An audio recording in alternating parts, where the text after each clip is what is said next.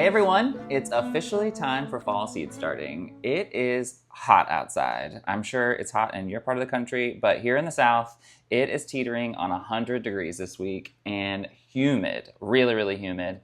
And so we figured we'd take some time to start some seeds inside and prepare for fall. So although it doesn't feel like fall outside, it is actually time to start your fall seeds. So fall seeds typically take about 60 to 90 days before they're ready to go outside and be planted.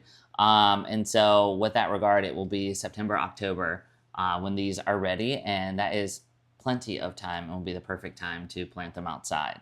And the reason why we love growing pansies and violas from seed is a couple things. One, obviously saving money. We can get way more bang for our buck than just going out and buying all of them.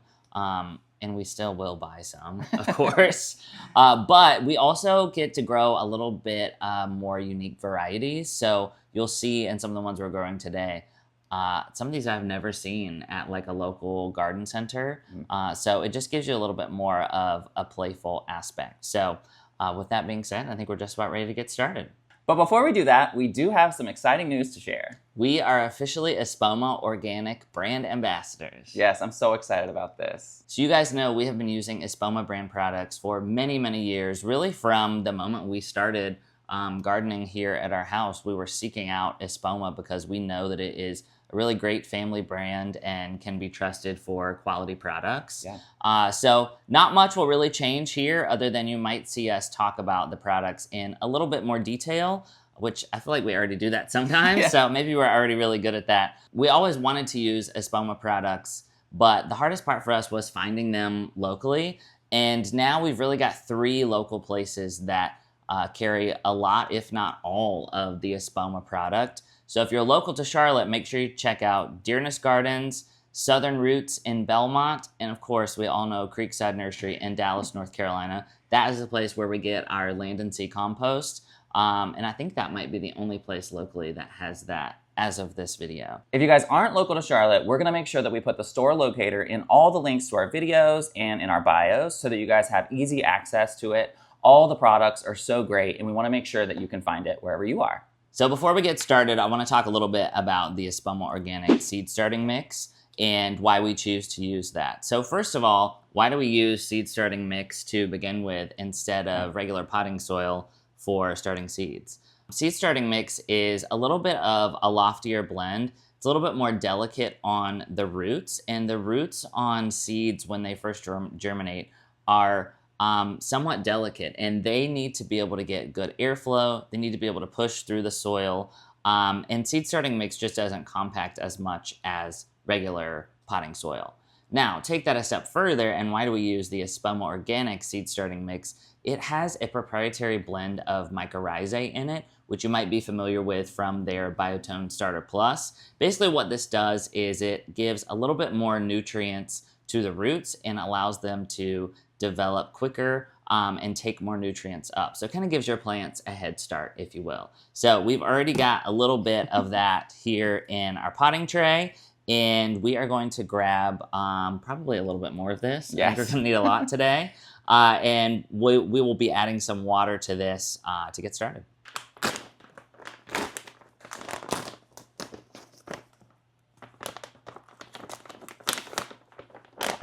How much should I add? Do the whole thing. Really? I mean, we're doing a lot of trays, right? Let's do half. Okay. Because there's already a good amount in here. Okay. Yeah, that feels like enough. Yeah. All right, to get started, so the first thing we're gonna do now that we have our potting mix in our potting tray is Brian is gonna add a little bit of water to the mix. And the reason why we do that is to pre-moisten the soil, and it just kind of makes sure that the seeds have consistent moisture.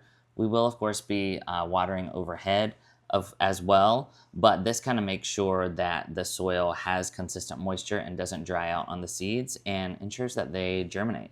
So it's kind of a test of how much water to use. You want to make sure that it is damp enough that when you squeeze it in your hand, it will hold its form, but you also don't want it to be dripping water. So I'm going to let Brian do this and get a little dirty. Yes. It's also, like, you just have to test the consistency, like Tyler Whoa. said. Made a little bit of a mess.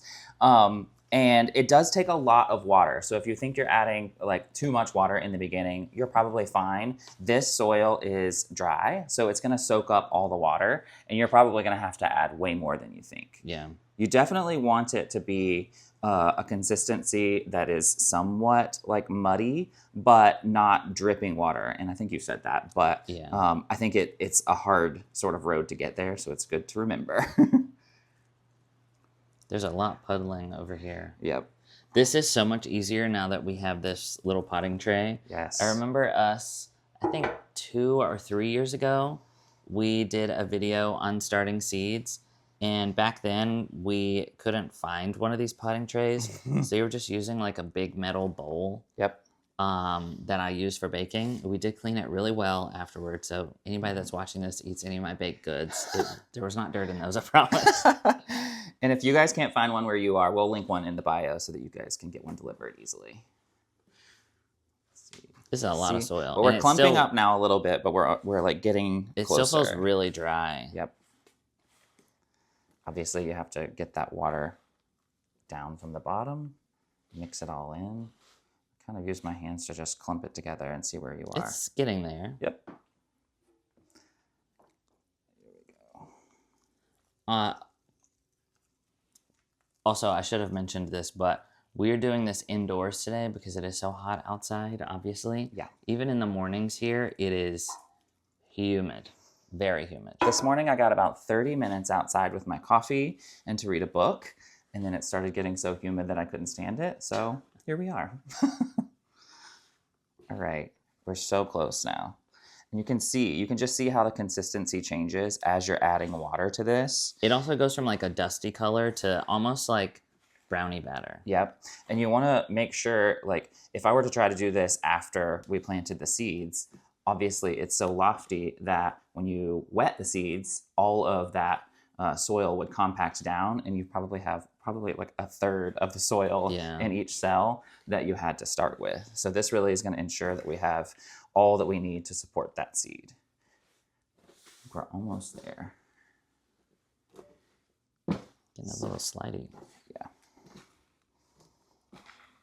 I think just a little bit more water. Yep, I agree. See, it's clumping together, and what you want is everything in your hand to clump together, but also for it not to drip when you squeeze it. So I'll just add a little bit more.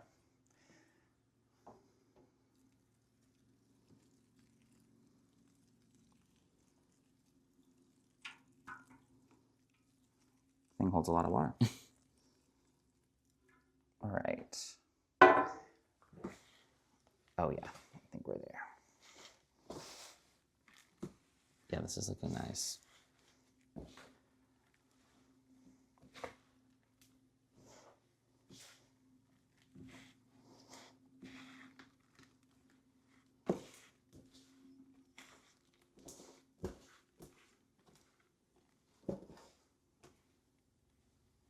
Okay, let's test it.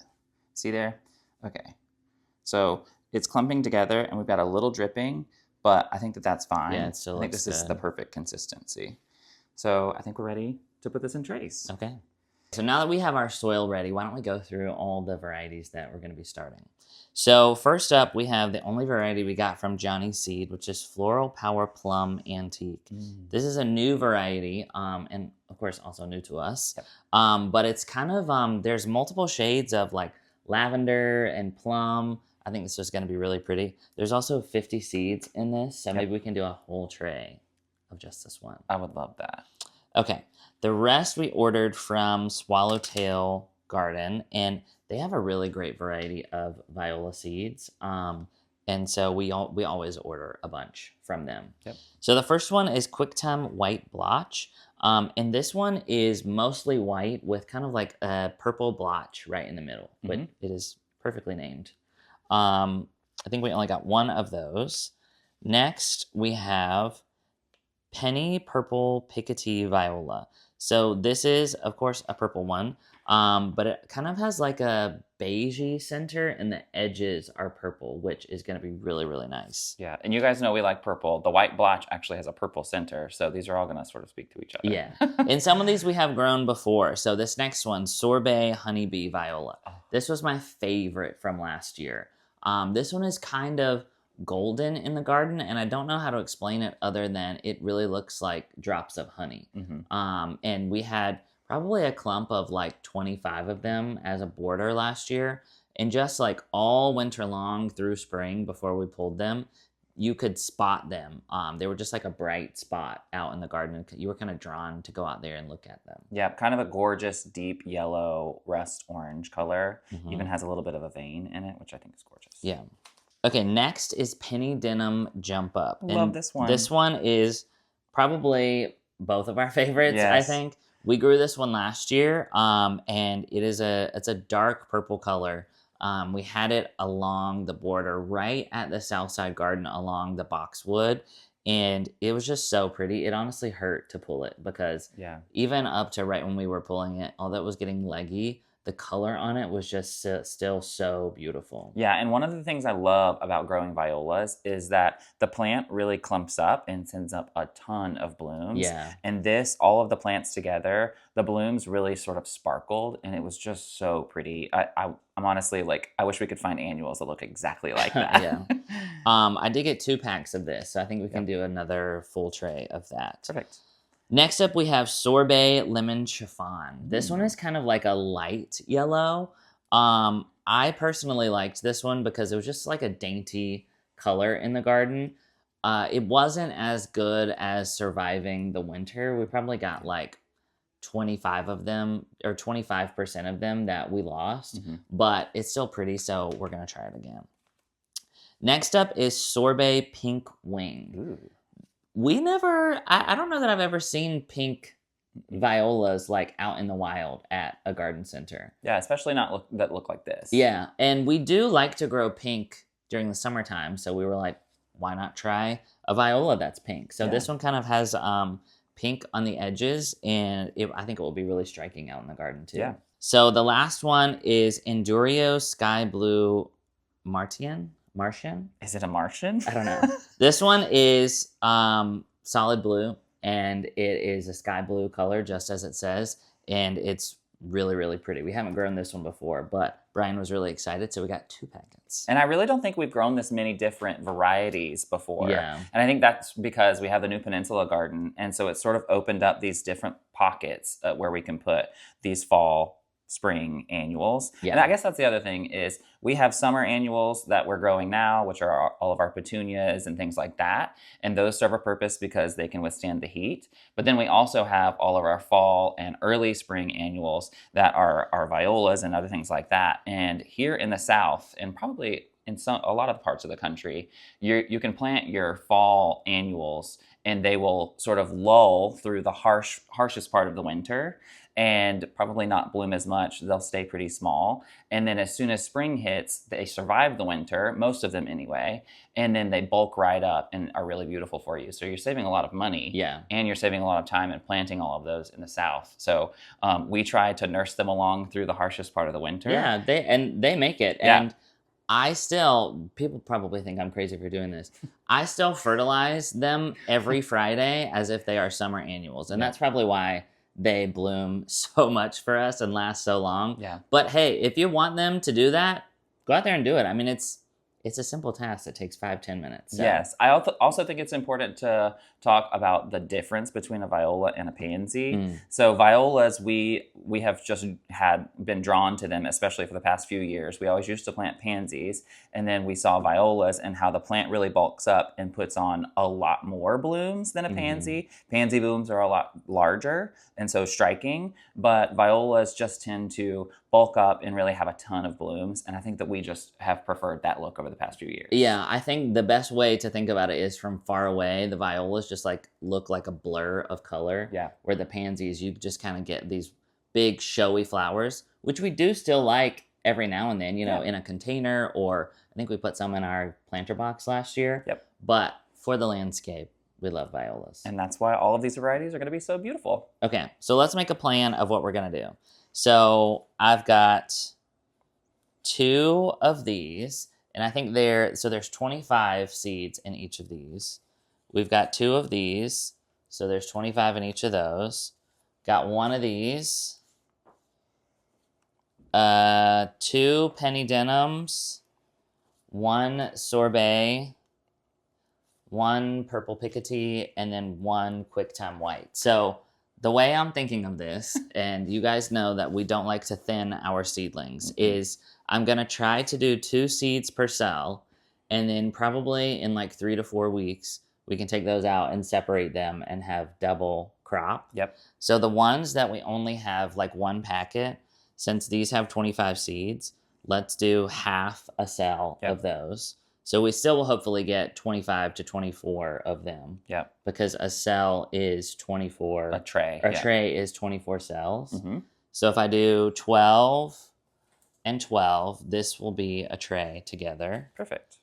And then I can do 12 and 12. This will be a tray together. I'm laying this out because we have 6 trays. Perfect. You guys, I'm so lucky that I have an Excel spreadsheet loving organizational guru that I'm married to. Okay, so now you have to pick.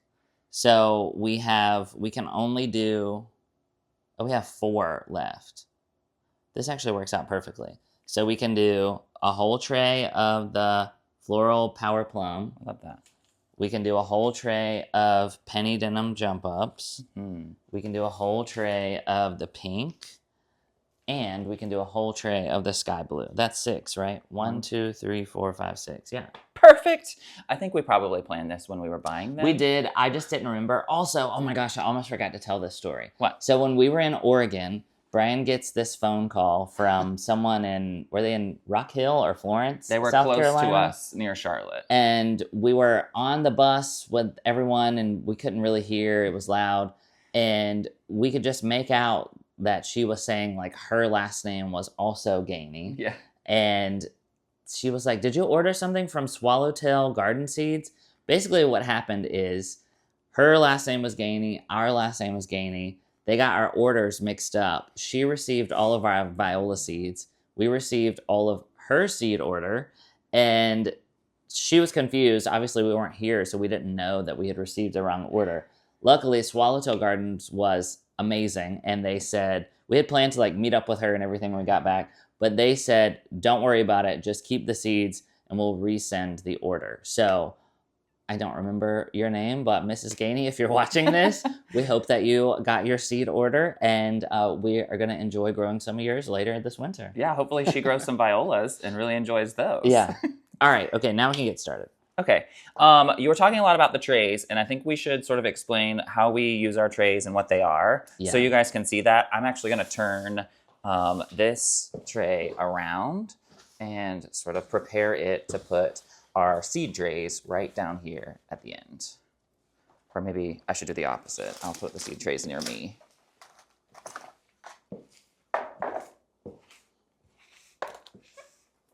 Yeah.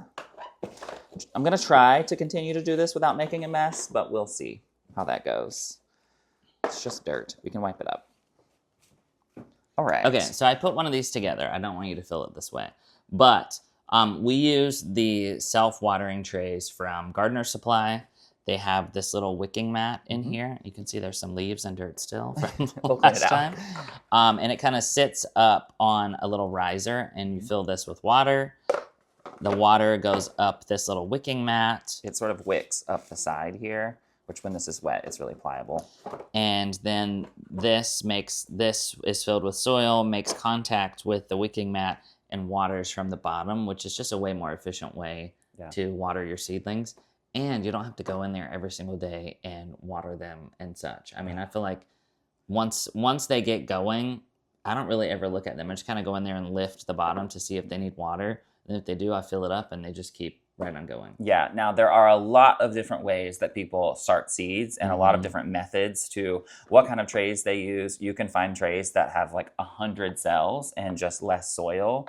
You can sell soil block, which a lot of people do. They basically, you can buy a tool and block the soil so it's in little cubes and is not in actual trays, and start your seeds that way. You can start a lot more seeds, I think, that way. Yeah. But with this method, it's easier for us to water because we have the self-watering trays. We don't have to bump them up quite as quickly because there's more soil.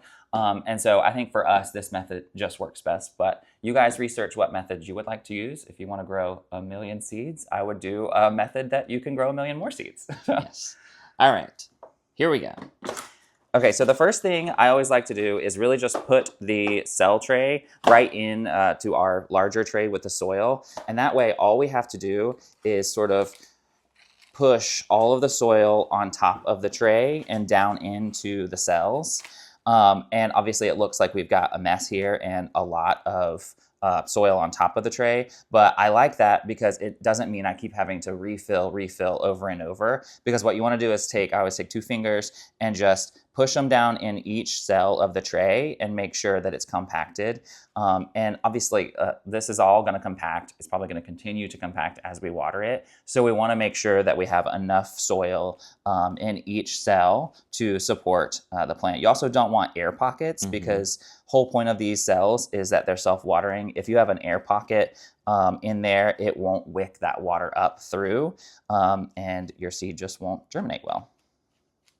So now that you can see I sort of have little divots. I'm actually going to take the rest of the soil and push it right back over those divots to fill them back in. And now what I've got, I always like to try to clean it off a little bit. So now you can see when I sort of try to push it down, it's not going down as easily, but I always like to go back over just to check to make sure there's no air pockets, because I guess that's probably the #1 way we could lose a whole tray. Okay, perfect. There's our first tray ready to go. So do you want to, I guess we can fill and put seed and do the dressing and everything, like do one at a time? Yeah, okay. I think that's smartest. And you can do it. You can do that right here, because so I like Tyler to fill each cell. I'm a bull in a china shop, as he likes to say. I don't even know what that means, but he likes to put each seed in the tray, and is very sort of delicate about it. I'm just not that delicate, so I can't do it as well. Before we do that, I'm gonna write all of the names on these so that as we go, we can just stick them in and don't have to worry about that. These are just little plastic garden tags from Amazon. I do have to kind of cut off the point because they stick up too high and the humidity dome won't sit down correctly. So let me just cut all these real quick.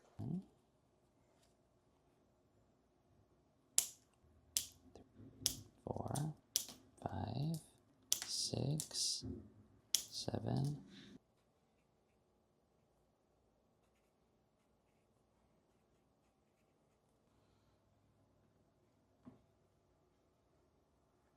Okay, so the nice thing about both Johnny and Swallowtail actually is they have really good planting instructions on the seed packet. Yep. Can't think of what this is called.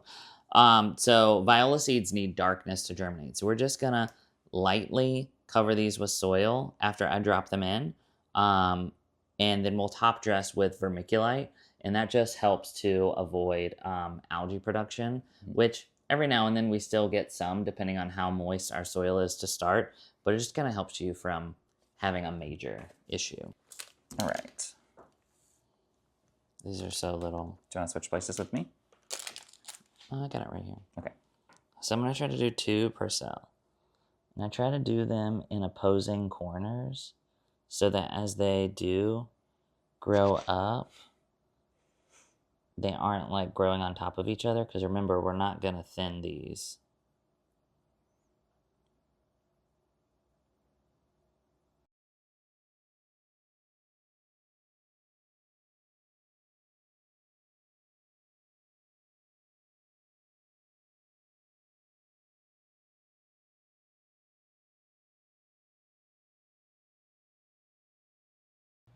And there's one. All right. Okay, so now if you just want to kind of very gently cover them with soil. Mm-hmm. So, do these need light to germinate? They need darkness. Darkness. Remember, that's Okay, what so the packet said. we can cover pretty generously and not worry about them not getting light. I think that should work. And I'll just sort of sprinkle soil on. And then I'm not going to take my hand like I did before and just cover the whole thing. What I'm going to do now is gently pat down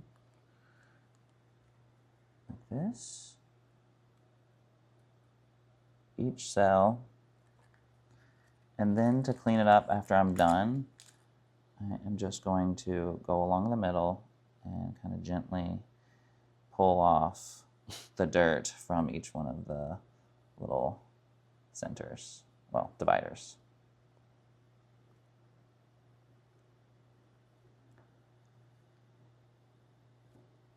That way we have, and now I'll just go back through and pat it down.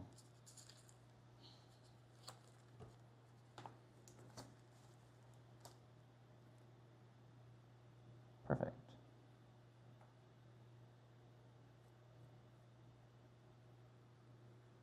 It's an art.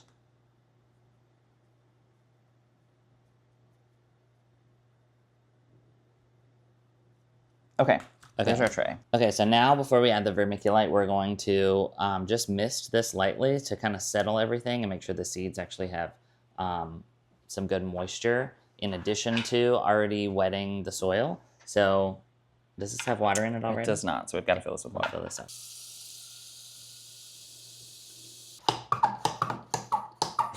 This little mister that we got is a really great tool. We were doing this with just like a spray bottle with like a handle before, like a pump handle, and it always just got so annoying to have to completely refill that every time to pump it. It's just a lot. So this mister has really changed the way that we water, and it's a finer mist, which I feel like in the beginning helps because it doesn't move the soil a lot. Okay, so now we're just going to top dress lightly with some vermiculite. Nice.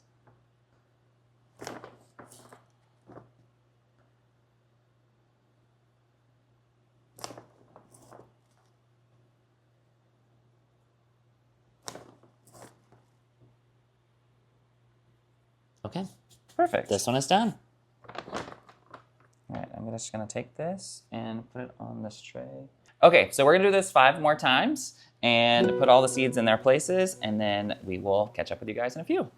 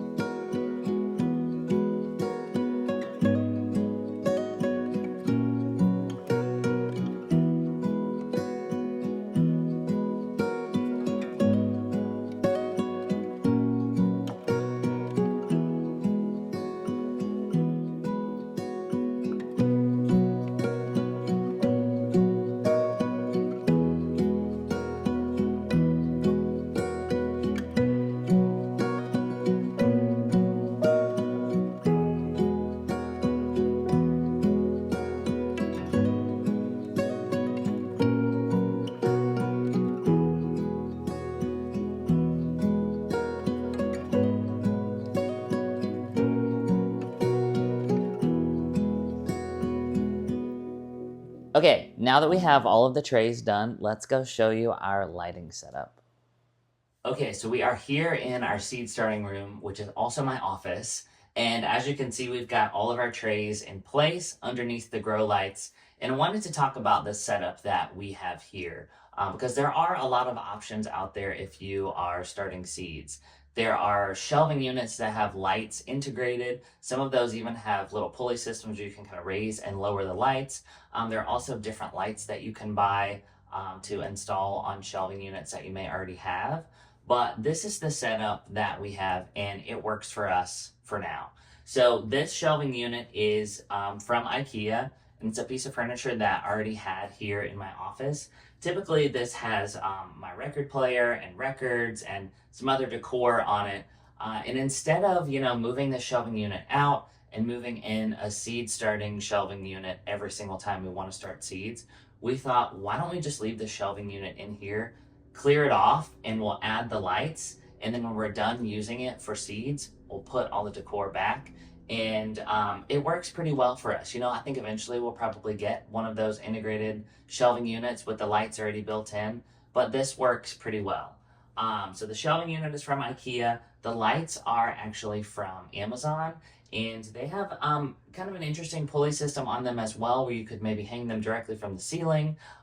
What we've done here is kind of clip them along the shelves so that they then hang below, and they have an on and off switch. There is a little dial to increase or lower the intensity of the light. So usually once we get germination, we'll kind of crank that intensity up a little bit. The interesting thing about violas is that they actually don't need light to germinate. So I know it might seem weird that we have the lights on at this point, but we do that because sometimes the germination happens really fast, and I don't want to miss an opportunity to get light on those plants. So we just go ahead and turn it on. That way when they come up, they'll already be receiving light. We also have the humidity domes on top, which we will leave until we get that germination. Once the germination happens and we see those green leaves come up, we'll take the humidity dome off. We'll get our fan in here to get some nice airflow going. And the fan, of course, is important to simulate outdoor environment and kind of make the plants a little bit stronger. The other thing here is that in the reservoir in the bottom for water, you don't have to add water from the beginning because the plant doesn't need, the seed doesn't need any additional water right now because we moistened the soil and we misted over the top. But I like to go ahead and add water in the bottom. That way, again, once you get germination, that water is already there and it will start wicking up and feeding water to your plant. So that is our setup here. I think that does it. So now is my least favorite part of seed starting. We wait. Yes. This process doesn't take too long, though. In a few weeks, we'll get germination, and we'll be making sure that we have our reservoirs filled with water. And then when we do get the germination, we're going to go back in and fertilize, and I'm sure we'll share an update with you guys then. Yes, we'll make sure to walk you through all of the steps until we have big, beautiful blooms and we can plant them outside. Thank you guys so much for watching today's video. From our garden to yours, we'll see you soon. Bye, guys.